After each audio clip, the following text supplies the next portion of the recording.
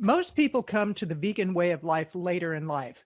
My guest today, Tina Pashumati James, came to veganism when she was 14 years old. She had a connection to the animals that is unlike what most people experience. Today, you're in for quite a treat because Tina is a yogi. She's been to India. She lived in India. She's connected with the animals, and her life's work is raising awareness about compassion to animals through cruelty-free living and eating. So hang on, you're in for a great treat.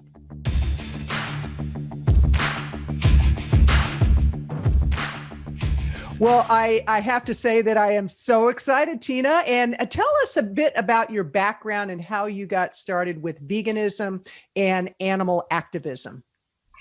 Thank you so much, Kathleen, for having me on and asking me that question. It's really important to me because I come from a family. My mother, she was one of three other sisters, and her father owned a very large farm up in Shropshire, which is in England. And we had a lot of animals. I mean, there wasn't just the cows and the sheep and the goats and the geese and the ducks and the chickens and also dogs. They had a lot of farm dogs. You know, my mum grew up in that kind of environment. My granddad, he never liked the idea of animals being, I guess, raped to have baby cows and that whole thing. So his farm was very small and very compact, and it was in the middle of nowhere. So I remember my mother walking around with bother boots on and riding an old bicycle, and you know, her love for animals was so great. And also my mother's mother and her father, they were apothecarians, so they actually had to look after the whole village. Her mother kind of created medicines from the plants in the forest and all around them. And her father was a vet, a policeman, and a doctor. He had to do it all. So they were a very multi-dimensional family. And he also had the gun horses for the First World War. So he looked after the big gun horses, and that's how I kind of started really with the animals. Was I started riding them, and not with bridles or anything on, just riding them around the farm. And I just grew to have this intense wish to want to do the right thing by the animals. And like my mum said, it used to be sad because she would sometimes come home and obviously an animal that she had looked after that had come in the house had gone. And as time went by, I guess, you know, it really upset my mum a little bit. And she knew that in those days, you know, it was their livelihood, but at the same time, she didn't really like it. So she kind of started eating vegetarian herself. Mm-hmm. And then it went from there to vegan, which of course is much more intense because you're talking about everything then. You're talking about footwear, clothing, what you put on your skin, everything. So my mum was kind of a revolutionary person, actually, of her time, because she's almost 80 now. Mm. She guided me on that path, and she wanted me to, she said, you've got to be braver than you could ever imagine yourself to be, and you have to stand up and be truthful. Don't back away from the truth. That's what she always told me. So that's how I really came to the animal activism, really from my mother. And how old were you when you really, you got that this was your life's work, to be an advocate for the animals, a vegan? What age were you? Yeah, I was 14. We went to a slaughterhouse to rescue two horses, mm-hmm. and a little pony. And my mum, I'd never been to one of those places before. And when I went there with her, I couldn't believe it. And just honestly, the thing that really struck me was here was something that could be deemed as man's best friend, because I hadn't fully thought about the cattle and the sheep. I mean, I thought about them, but not in the way that I suddenly did that day. It was like one of those aha moments. When you look into an animal's eye and you can see the terrifying fear and you hear them crying out, that is, I mean, I can't imagine that anybody who saw that would walk away from that. I think that's the problem, is that many people won't see that. And so therefore they don't fully connect. There's a Right. and I understand that because I didn't see that myself until I heard the sounds, and just the whole atmosphere was just awful. It just Well, it's interesting you should say that, because just yesterday I had a conversation with some family members about being vegan, and they were very curious. We have some family that's visiting, and they're very curious about, what it means to be a vegan and how you transition to being a vegan. And I said, a simple solution is go to a slaughterhouse, go see how the animals are treated, how they're bred simply to be food on your plate, see how they're slaughtered, they're not processed, because Earthling Ed just did a great video about the terms that the meat manufacturers and dairy farmers use to soften the blow, if you will. Instead of saying we slaughter these animals, we process the animals. And no, you slaughter the animals. And so I told them, go and look into the eyes of these animals and really get a sense of the pain and suffering. And they all said, oh, we couldn't do that. And I said, then why are you eating them? yeah. It's like, there's a real disconnect on that. So in your work, you're a yogi, Yes. correct? Okay. Yeah. Tell us about the work you do and how being a vegan really supports that way of life. Yes, yes. So when I first started going to India in my 20s, obviously everybody in India is vegetarian. They're not vegan because they eat ghee, so they still have that dairy product. But all my teachers were all vegetarian, and they teach, that you cannot move your body. The body becomes stiff and rigid and is not flexible and movable with all that pain and suffering in it. So therefore, they don't advocate that you would eat a meat-based diet. And also they speak about one of the things which I really believe in is the environmental impact as well. That to me, it just doesn't make sense that here we are doing the wellness for ourselves in yoga, in meditation, and there are 8 limbs in the yoga that I teach. So the first limb is actually the yamas, and the first of the yamas is Ahimsa. And Ahimsa means non-harming. And there's another word called satyagraha, which means truthful. It's almost like you say what you mean and you mean what you say. And so when you use these Sanskrit words, I've always thought, how can I sit in front of a class of people, teach a yoga class, and just walk away from the most important thing that I know people get upset, and I remember one of my people that I used to teach down in Vancouver, she said to me, Tina, if you don't mind, do you mind not chanting and don't mention about animal activism? And I said, sure, it's your place. But when I was in there, I couldn't help myself because it's my passion. So, and I had 100 people in the class, and I didn't say it for effect. I just looked at them and I thought, they deserve to know me as a truthful person, and I would be lying to them if I'm sat there going Om, Namaste, and then I'm not following through with what I have seen and believed and lived. So for me, yoga, that's the part that I see missing a lot, and that's the spiritual part as well. Is there's this idea that you're healing yourself, but then you're not seeing the bigger picture. And you're not seeing that around you, all the forests are getting cut down. The animals, the wolves, the bears, they've got nowhere to go. They're being shot by farmers because they're coming into the villages. And so, I know you don't want to bombard people with lots of negative things, but I do believe that sometimes like a gentle bit of humor, but at the same time quite, what you've witnessed. Like here's one story that I told, that one day there was a bear trap in Whistler, and there was a big thing of meat hanging in there, and we knew that this bear, if it went into that container, it was never going to come out. So a very good friend of mine, who I won't name because I wouldn't want to get her into trouble, she had asked me if I could do something. And because I'm one of those people, of course, I said, I'll go. Whatever I have to do, I'll do it. So a friend of mine, we both went there, and I crawled into the trap, pulled the lump of meat down, and I was a little bit because as I did that, the trap door shut down on me. And so I was kind of in there like that. And then I remember her saying, "Oh God, Tina, what are we going to do?" And she couldn't lift the trap up. So I said, "Well, this is what it must feel like for that bear. It's terrifying." And anyway, eventually she got it open, actually just before the conservation officers came, and we just took the meat with us.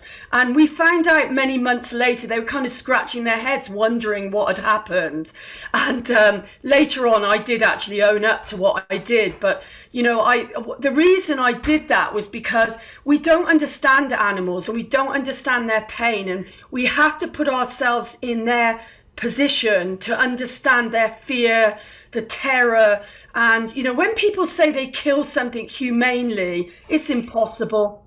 You know, you just yeah, that's something that when I hear that, it's like, how can you call it humane? And for me, it took me until I was 64 before I came to this way of life. And the more I learn, the more I have to forgive myself for the past, because I used to wear a lot of leather. And I was talking to a very dear friend of mine who's vegan. And I said, I'm in such pain for the pain that I caused. I said, I just didn't know. I really didn't know. And she said, forgive yourself. yes, And yeah. And I read these things about humane killing, and it's like, how can you call it humane? I know. It's not. No, it's not.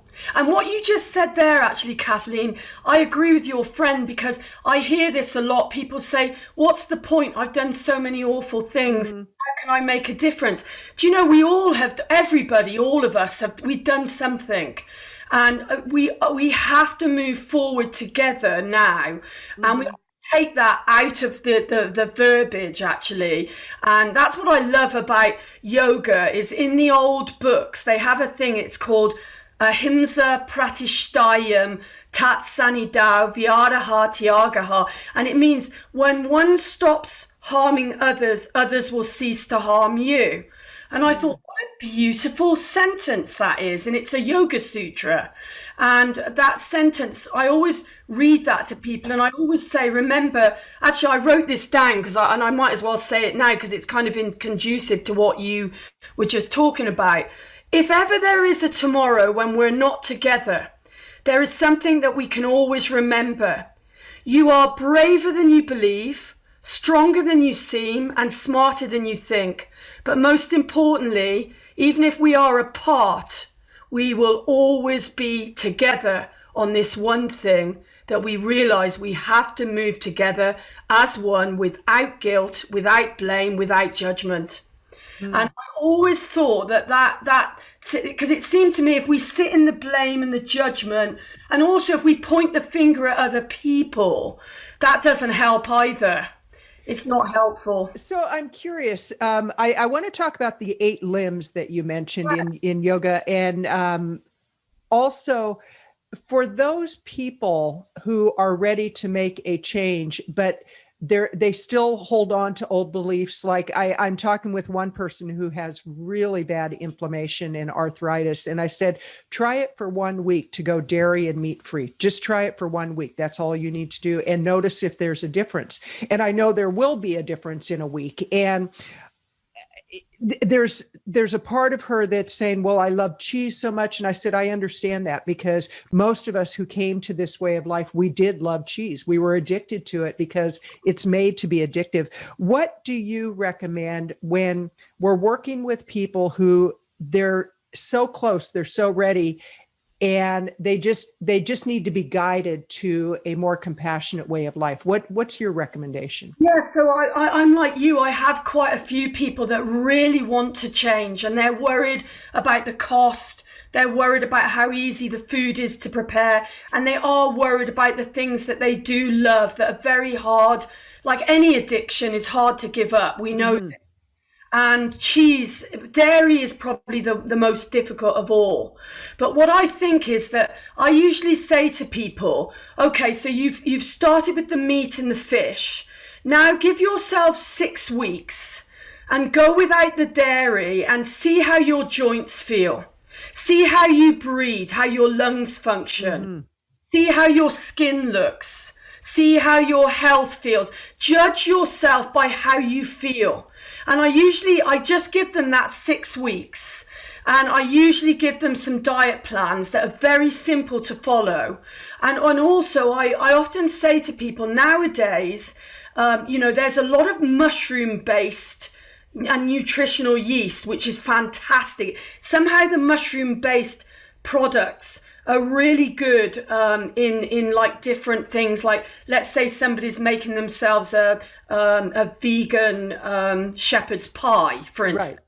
And they're using beans and lentils, and they just want something crispy on the top. There's wonderful, like, you can mix up nutritional yeast and mushrooms. And when you mix all that up and then you actually grate it on the top, it actually tastes the same. And the thing is, Paul Stamets has proved that mushrooms are one of the most powerful medicinal, the fungi is like, it's brilliant for cancer, diabetes, people who've got Parkinson's. So imagine having something that tastes as good as cheese, but also is super healthy for you. It's got to be worth trying. So I always say to people, try to find the things that have got that little bit of taste. It's not going to taste the same, but at least you're going to feel healthier. You're going to be healthier. Right. And of course, that's the biggest thing, is when you think of your health, how do you want to feel when you're in your 70s, your 80s? And Absolutely. it's not maybe now, but later on, do you want to be mowing your lawn, and do you want to be like running around with your grandchildren? Do you want to be one of those people that's taking millions of drugs because you can't move your body? Well, it's interesting because that was actually what I proposed. I said, what's the quality of life you want? Because regardless of what decision you make, you have to take certain actions. If you want to eat the cheese, you're going to feel bad. Physically, you're going to feel bad. And if you decide to release that from your diet and you go dairy free and animal products free, not only will you feel better, but spiritually you get more connected. And which is what I love about what you do, because there's such a spiritual foundation to everything that you do, which really leads into the 8 limbs. Let's talk about that. What are the 8 limbs? Yeah, so the 8 limbs it's amazing practice for people. I often think of it as like when you work with mental health, it's almost like those 10 points. So the 8 limbs, the first limb is the yamas, and they're moral, ethical codes externally of yourself.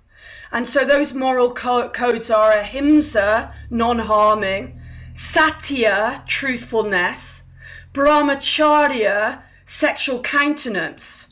I find that very interesting because that reminds me, when I think about that, I don't so much think about, because often people think about that, oh my goodness, what happens, if I get divorced or something. It's not really pertaining totally to that. I think about like the animals that are raped over and over to have babies. So when I think about sexual countenance, I think what we're doing to the animals in that way is so wrong. So that makes real sense to me in many ways. And then Ashteya, and that's stealing. So we're stealing the lives of these animals. So that's another part of the yamas that just doesn't make sense. And then finally, a paragraha, non-hoarding.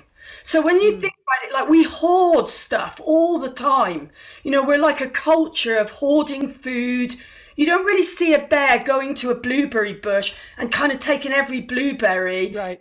And rushing off with it. They take a few and then they leave, and then another bear might come along and eat those blueberries. But humans were so much, even when COVID started, everybody was hoarding toilet paper, and it's like we're so fear driven. So the yamas, the moral ethical codes, I think they're amazing, a good start point for people to really think about that idea, and that might help them a little bit with that cheese. It might just help the mindset just a little bit.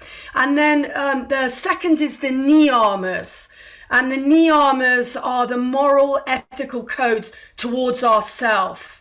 And so you have shaucha, santosha, which is cleanliness and contentment. And these two kind of make me think a lot about this, because I think about inner cleanliness. Like, if you eat a big lump of meat, you're going to have to go to sleep for that to digest. You're going to be very lethargic, like lions are when they've eaten a zebra. So you don't have the activity in your body that you would have if you had a plant-based diet, for instance. Right. So I think that for a start sums up, how you feel inside yourself. And then contentment. Can we really be content if we know? I mean, I wrote down some of the figures that I kind of shared with a group last week. 100 billion people have ever lived. 7 billion are alive today. We torture 2 billion land animals every week and stab and suffocate 1 billion ocean animals every 8 hours. If humans were killed at the same rate, we'd be wiped out before the weekend. Wow. So that's incredible. That's incredible. So just those 4, I'll just read it again because it blows your mind. So 100 billion people have ever lived. 7 billion are alive today. We torture and kill 2 billion land animals every week. We stab and suffocate 1 billion ocean animals every 8 hours. If humans were killed at the same rate, we'd be wiped out over the weekend. And trillions of fish, I know a lot of people don't know this, they're ground up into pellets for the factory farm fish. To me, it's like you may as well go up to an African child and slap them in the face, because I think that human starvation would stop if we stopped eating animals. Oh, absolutely. When you think of how much it takes to create a pound of beef, of the water, the grains, the corn, all of that. And if we stopped meat production, one, we'd stop being so cruel, because like you say, a lot of people don't want to hear that word rape, but we rape the animals, and we force them to have these babies that either the babies are taken away immediately or they're slaughtered. If, like the male chicks, they're immediately slaughtered. And it's so interesting because when I first became plant-based, I didn't want to call myself a vegan because I didn't want to hear this kind of stuff. Now it's like, I want people to know. I feel so driven to raise awareness so that people can make better choices. And let's see, you said something, well, I can't find my notes, but gosh, keep going, because... So when I think about that, it makes me start thinking about the science and the figures kind of behind it. And that's just with these 8 limbs. And so the next limb is the asana practice. And when I think about the asana practice, that's obviously people moving their bodies, different practices. There's Ashtanga, Iyengar, Yin yoga, restorative yoga. To me, I can't imagine going to my mat if I'm still eating meat, or any animal for that matter. I don't think I could be content with myself, which goes back to the previous niyamas. And also Patabi Joyce, my teacher, who was the Ashtanga guru, he once said, and he didn't speak very good English, but I remember we went there, and this is back in my 20s, and I had a friend with me who was a bodybuilder. And he walked round him and he walked round me, and he looked at us both, and we were both quite bulked up. And because I think I might have told you, I went on the gladiators competition years ago. Yes. And I used to do a lot of bodybuilding, and he looked and he went, "Oh," and my friend said, "That doesn't sound good." And then afterwards, his son said to me, he said, "It's because your body is stiff. Your body will be stiff. It will be painful." And I always remember that. And I always remember thinking, how the meat diet is so not conducive with having a flexible mind and a flexible body. It kind of keeps us shut. And it makes the joints immobile. It makes, everything in our body doesn't function as well as it would if we were eating a plant-based diet. Right. And for me, the asana practice it's very difficult to do without pain. I mean, it is possible, but I think that a lot of people have told me when they were eating meat that they find it incredibly painful. Right. Difficult. When they stopped eating meat, they found it really easy. They couldn't believe how the change occurred.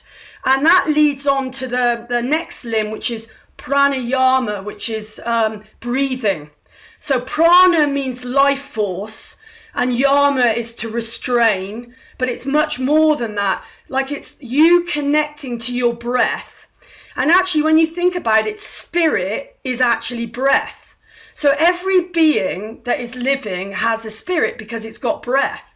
And so again, I sit there and I think, well, here I am breathing for myself. How could I stop another animal's breath and eat it and not think about that? Like, that would be something that it really makes me start thinking, which I never did when I was very young. You know, I saw some things, but I never saw the bigger picture. Right.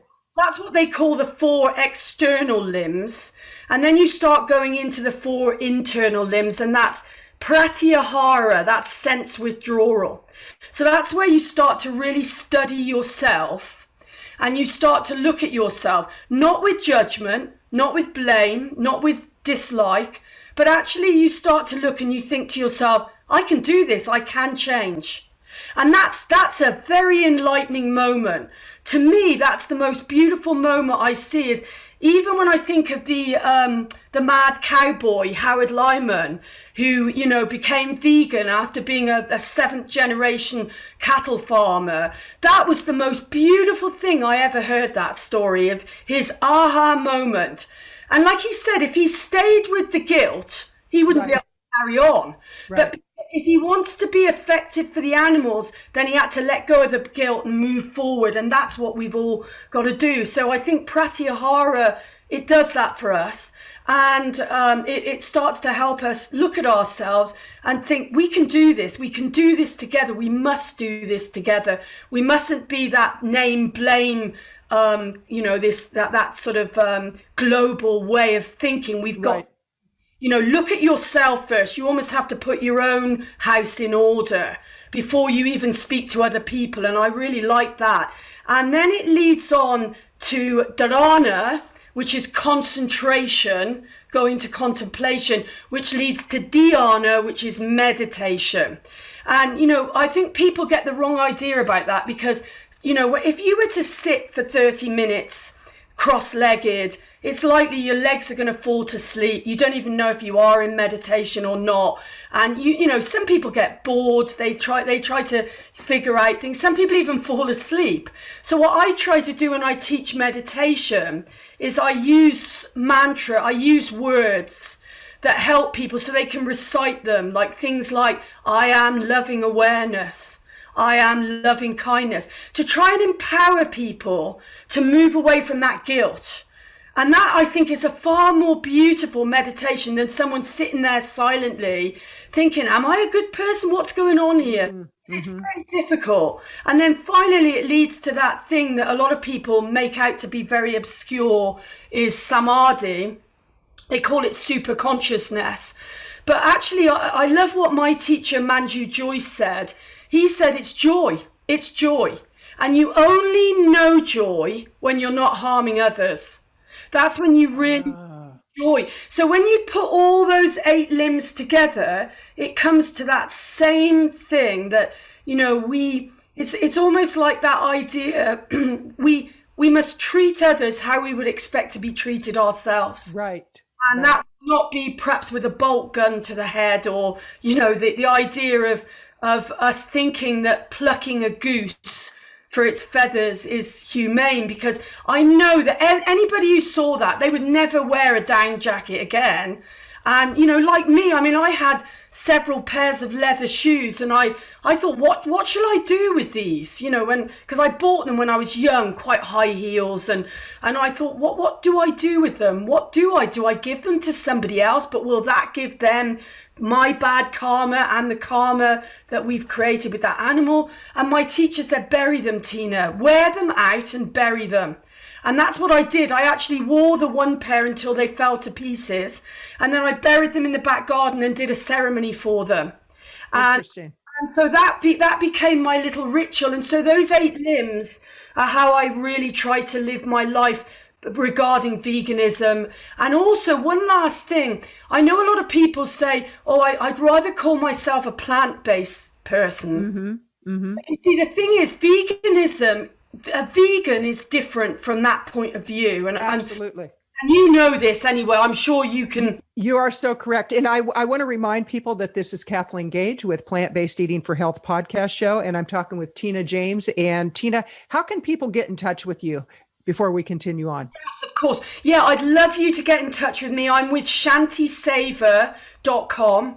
And that's my business, which means peace in service. Excellent. And we'll put that in the show notes. But, it is so interesting because when I started as a plant-based eater. And I actually have recently thought of, I've written several books, and I've been thinking of what's my next book. And my memoir is one. And I was talking with my editor who happens to be vegan. And I hit that roadblock of, well, what about all the cruelty that I brought to the animals? And she said, forgive yourself and move on. And she goes, that's part of your story for people to see where you were at and where you're at now. But when I started as a plant-based eater, and that's why the show is called Plant-Based Eating for Health. And yet, as I've learned what the truth is, the truth for me is it is about compassionate living. And it's not just a diet, because I've had people say, oh, are you still on that vegan diet? It's like, no, this is not a diet. This is a lifestyle. This is a way of living. And so I really encourage people to look at what your motivation is for choosing the way you're going to eat and the way you're going to live, and to live more consciously, which you mentioned about cheese and our lungs and our breathing. Let's talk about COVID and how much an animal-based diet impacts one's health around COVID, because there's a lot of controversy over are we responsible for what happens if we get COVID? Is comorbidity impacting somebody's journey if they should get COVID? What is your take on the way that people eat with what's going on with COVID?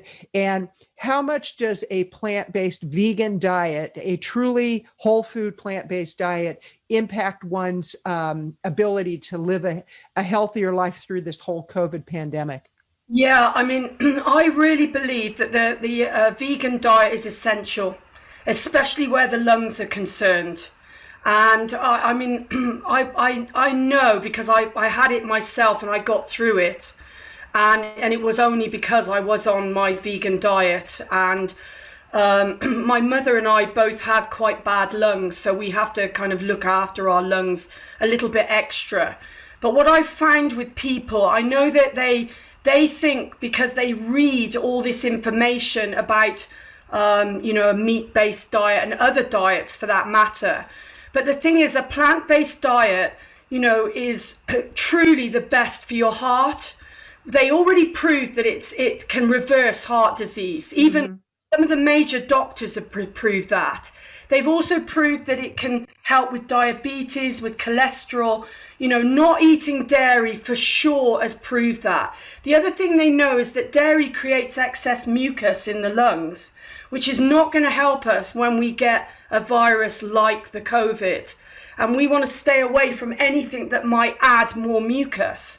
So as far as I'm concerned, I think that the only diet for people, and I really believe this, is a form of plant-based healthy diet that they can eat during the COVID, after the COVID, and then continue on with that diet. And if it's good enough for one of the world's best heart surgeons, I think he died when he was 103, vegan right up until, I think he became vegan in his 50s, and he was still operating on people's hearts in their 80s.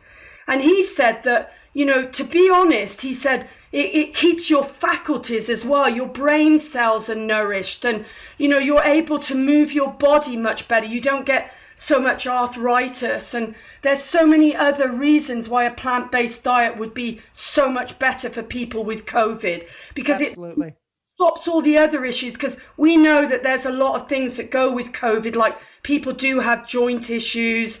They can't move around very well. It's a little bit like Lyme's disease. It makes them very lethargic. And what we know about a non-sattvic diet, which means something where you're eating meat, fish, dairy, that really creates, things in the body that we don't want. And right. Basically, we're going to end up with dis-ease, which means disease. And if people would look at the domino effect and reverse engineer everything, go all the way back to that point of conception, which is the rape of the animals, and then the toxicity of the environment that they live in, the antibiotics, the cruelty, the fear, the just everything that goes with it, and that travels through the food chain to end up in the supermarket looking like something that's not even really animal based. It's just this slab of something that supposedly they processed, and that goes into your body. And energetically, what we're taking on, and we take on that fear, we take on that anxiety, we take on that pain, and it frustrates me when I see that that's being pushed to the side, that's being hidden. The government doesn't want us to know about that. When the factory farms started shutting down, it was like, hallelujah, this is great. This is good news. Yes. And, we can move to a more sustainable way of living. But immediately they opened them back up, even though people were dying in the factory farms. And it's like, where's the disconnect? And I think that's why what you're doing, what I'm doing, those of us that are stepping forward and saying, we want to be a voice for the voiceless. We want to let you know what's really going on. I so thank you for what you're sharing, Tina. And again, how can people get in touch with you? If you could repeat your... In touch with me, shantisaver.com. And I do a lot of courses, different courses on animal activism, on yoga, on diets, what people can eat, because I've been vegan for 40 years. So I've seen things come and go. I also survived cancer on a vegan diet. So, I know that, in reality, I think our main problem in the world today is we never go to the source. We always stick a Band-Aid on something. And the real source, we know, all the diseases, the pandemics that have ever come our way have nearly always come from animals. Absolutely. The way they're kept. It is inhumane. There's no other way of looking at it. So I think people should be proud of themselves, even if they give up meat to start, and then they gradually transition into cheese, getting rid of cheese and milk. I always applaud people, whatever they can do, doing the best they can. There's that old saying, isn't there? Better to light a candle in the dark and we can all find each other, rather than to condemn all the time what people are trying to do. And I really believe that, and yoga is very much about that. It's like the First Nations. They have, in a sweat lodge, they have 4 rounds. The first round is number 1, you. The second round is family. The third round is community, and the fourth round is gratitude and truth. And I think if we could embody that in our life where animals are concerned, it would be such a better place, and the planet won't die then, because absolutely footprint, and we can live a joyful life then without taking more than we need. I love that. And I really encourage people to check out your website, and it's shantiseva.com. And we'll put that in the show notes. And Tina, this has been delightful. And in closing, what are your final thoughts for people? Yeah, my final thoughts for people is stand up now and be truthful with yourself. And if you can, be brave. Go and be with the animals. Either go out into the forest, and last night I could hear owls calling. Go to a place where there perhaps are animals that may be going to be slaughtered. See for yourself and change your lifestyle now, because I think COVID came for us to wake up. I think it might be our last chance, actually. And I don't say that in a negative way that, I want to scare people to death or be the bringer of bad thoughts. But I think we are given a chance. And in honor of all the people that lost their lives with COVID, heart disease, cancer, it's our God-given duty to protect the animals. I think that's what my final thoughts would be. Absolutely. Well, thank you so much for your time, Tina. This has been delightful, and we'll make sure to put all of your contact information in the show notes. I encourage people to really look at what you're doing in your life, and are you contributing to the solution, or are you continuing to live in the problem? There is a solution, and it happens one bite at a time. This is Kathleen Gage with Plant-Based Eating for Health, wishing you a blessed life. Thank you for your commitment to an ethical life through plant-based food choices. The kind of choices that are kind to your body, the environment, and most of all, animals. Be sure to leave a review and rating of the Plant-Based Eating for Health podcast show.